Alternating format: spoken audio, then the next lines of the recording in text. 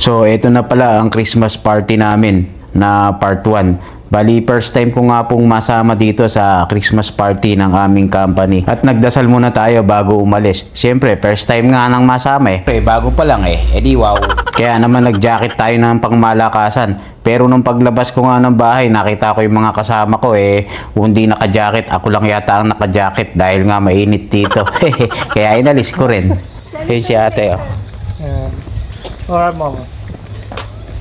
Hi! Roderick, we're going to attend the Christmas party. Are you excited? Yes! Alright! Our princess. Here is Robinson. Teron is there. Let's go, Teron! Hurry up! Teron in the house. Hurry up, Teron! At heto na nga't naglakad na kami ng mga kasama ko na pupunta sa ferry na aming sasakyan. Dahil nga po na sabay po kami dito sa aming sasakyan. Bali, marami nga po kami dito na sabay-sabay. Bali, ang meet up nga po namin dito sa may sakayan ng papuntang Tortola. Dahil doon nga po gaganapin yung aming Christmas party. At syempre, ito, bago tayo masakay, nagpirma-pirma muna tayo ng pangalan. Bali, sagot naman po ng aming company to, yung pamasahe papunta ron at pabalik. At dito nga po ako nasakay sa may taas dahil maganda nga po ang view dito. Nakaka-relax at medyo malamig pa ang panahon. Or ang hangin. Puna nga po ito nung aalis kami. Alas 5 ang usapan. At dito nga po sa taas ng ferry, kita po ang aming bahay. Yan po, yung sinusum ko po na yan. Diyan po tayo nagla-live minsan pagka po ako'y nagla-live. Live nga napaulit-ulit. At habang hinihintay nga po natin yung pag-alis ng ferry, nag-video muna tayo dito ng konti.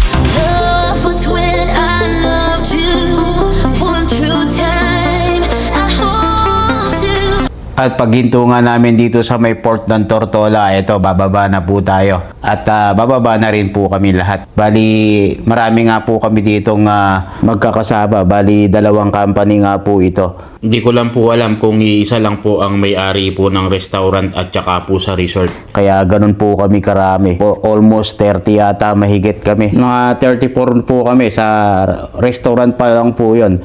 At iba pa po sa may hotel or resort. Hindi ko lang po alam kung ilan po ang total nila sa hotel. At hindi naman po kasi lahat din po na-attend ng Christmas party. At dahil nga po madami kami, kaya 2 sasakyan kami. na ganito. Yung isa pala, yung parang expedition. Yung isa naman sa aming big boss. 3 yata di ko lang alam.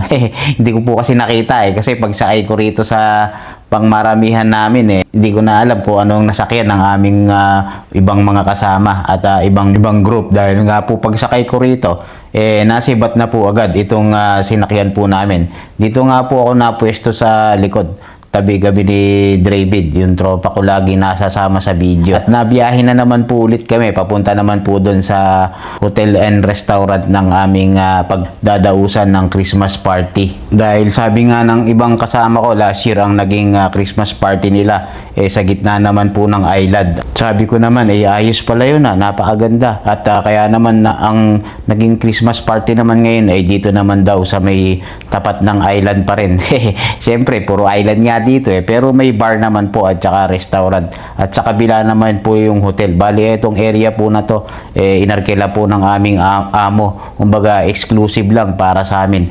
Kaya pagdating namin dito, inuman muna bago ang kainan. Ganun kasi ang style nila rito Ito pa lang si Kabayan ay isang Pilipino barista galing the Philippines. Kaya naman ginawa ko ni Kabayan ng alak na sobrang sarap. First time kong natikman. First time matitikman. Siyempre. Straw ba to? Kala ko straw Pang shake pala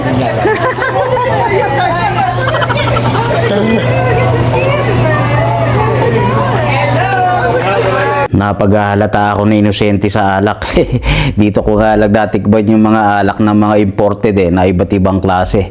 Sa isang order nga lang niya na alak na iniinom ko nasa $12 to $15. Yung isang inuman na ganyan. Grabe. Pero dito sa amin, unlimited yan. Hanggat hindi natatapos yung Christmas party, umorder ka lang ng umorder.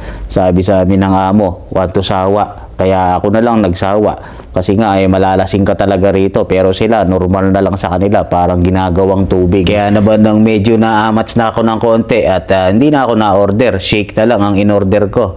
Yung parang pinaka-juice nila rito. Na may wine pa rin na konti nga lang. At eto na nga, nagsimula nang mag-serve ng soup. At magsisimula na nga daw po kaming kumain. Kaya siyempre, bago nga kumain, eto munang inulang iserve ang soup. At na-order nga po ako na itong shake na may alak pa rin pala yun.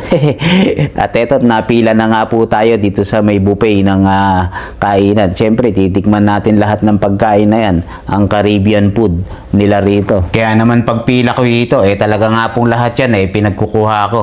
Kaya lang medyo naalat nga po ng konti yung pinakasalad nila. Medyo nadami yata ng anchovy kaya medyo naalatan po ako ng konti. Pero tinanong ko nga rin po sa kasama ko, medyo maalat nga daw. At heto't pagkatapos nga po namin kumain, party na, pahinga lang ng konti. Pero syempre, hindi natin ipapakita to sa may part 2 na lang po ng aking vlog. Kasi po, baka masyadong humaba na, mainip na po kayo. Yun lang, love you all, mama, chup chup, see you in my next vlog. Alright.